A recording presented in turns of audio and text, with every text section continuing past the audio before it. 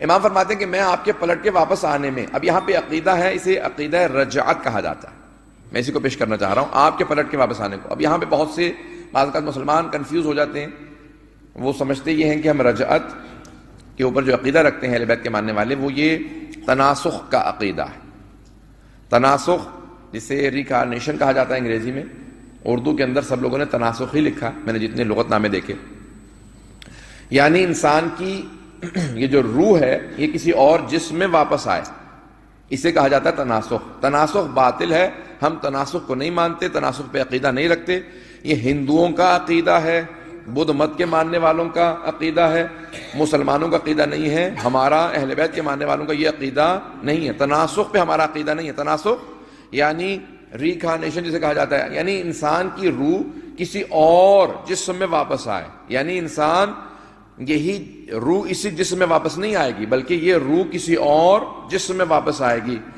تو اب یہ انسان کی روح اگر اسی جسم میں واپس آ رہی ہے تو پھر یہ تناسخ نہیں ہے، اسی جسم میں اس روح کا پلٹ کے واپس آنا یہ رجعت کہلاتا ہے، اسی کا نام معاد بھی ہے، اور قیامت کے دن تمام کے تمام لوگوں کو محشور کیا جائے گا اسی جسم کے ساتھ، اسی روح کے ساتھ۔ ہندوؤں کا، بدھ مت کے ماننے والوں کا عقیدہ یہ ہے کہ یہی انسان ساتھ اس کے تولد ہوتے ہیں، ساتھ مرتبہ وہ اس دنیا میں آتا ہے، اور یہ روح متعدد مرتبہ مختلف جسموں میں آتی ہے، بعض اوقات جانور کے بھی جسم میں آ سکتی ہے، کسی پرندے میں آ سکتی ہے، دوبارہ کسی اور انسان میں آ سکتی ہے۔ یہ تناسخ ہے، تناسخ باطل ہے، ہم تناسخ کو نہیں مانتے۔ بات واضح ہو رہی ہے؟ عزیزان گرامی، ہم لوگ تناسخ کو نہیں مانتے۔ اب آئیں ذرا معاد کیا ہے، اب ایک مرتبہ چند دلیلیں پیش کرنا چاہتا ہوں اگر اس عقیدے پہ سننا چاہیں۔ میں نے موضوع یہ لیا ہے، تھوڑا سا علمی موضوع ہے، آپ لوگ ساتھ دیں گے؟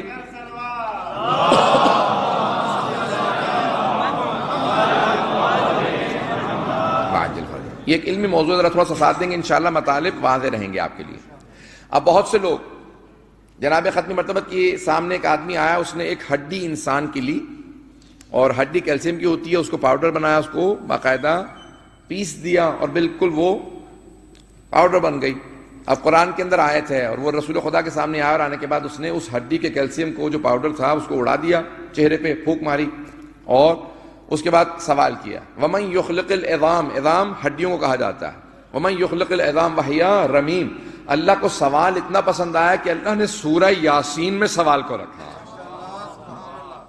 کہ ان ہڈیوں کو دوبارہ کون زندہ کرے گا، وَمَن يُخْلِقِ الْعِظَامَ، ان کو کون دوبارہ خلق کرے گا، دوبارہ کون خلق کرے گا، وَهِيَ رَمِيمٌ، جبکہ یہ خاکستر بن چکی ہیں، جبکہ یہ رمیم میں تبدیل ہو چکی ہے۔ رمیم کہا جاتا ہے خاکستر کو، یہ بالکل زمین کے جیسے پاؤڈر کی طرح سے بن گئی ہیں۔ میں اس کو جو سادہ الفاظ میں پیش کر رہا ہوں، لیکن خاکستر کہا جاتا ہے۔ جو مشکل الفاظ ہوتے ہیں میں کوشش کرتا ہوں انگریزی کے لفظ پیش دوں، یہاں بچے بہت سے نہیں سمجھ پائیں گے مشکل الفاظ کو۔ تو اب عزیزان گرامی، جیسے یہ کہا تو اللہ نے فوراً قرآن کے اندر سوال کو بھی رکھا، اور کہا کہ اے میرے حبیب قل یحییھا الذی انشأھا اول مرہ وہو بکل خلق علیم، اے میرے حبیب کہہ دیجئے جس نے پہلی مرتبہ پیدا کیا ان ہڈیوں کو جب وہ تھیں ہی نہیں،